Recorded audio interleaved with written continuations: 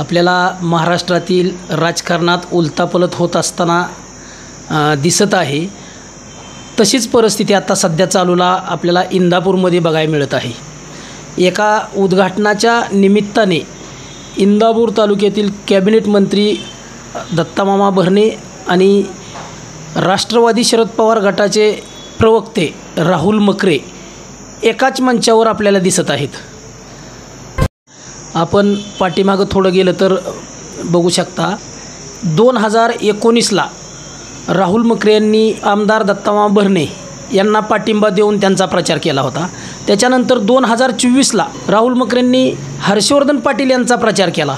पण आता नक्की अशा काय घडामोडी घडल्या की आमदार दत्तामामा भरणे यांनी राहुल मकरेंच्या पाठीवर थाप टाकून त्यांना एका साईटला घेऊन असा काय कान मंत्र दिला। इंदापूर तालुक्यात अशी चर्चा चालू आहे की नगरपालिका, जिल्हा परिषद, पंचायत समितीच्या तोंडावर दत्तामामा भरणेंनी राहुल मकरेंच्या पाठीवरती थाप टाकली। ह्याचा अर्थ असा होतो की राहुल मकरे सध्या ॲक्शन मोडवर आलेले दिसत आहेत। राहुल मकरेकडे बघण्याचा मामांचा दृष्टिकोन आज या कार्यक्रमातून आपल्याला दिसला।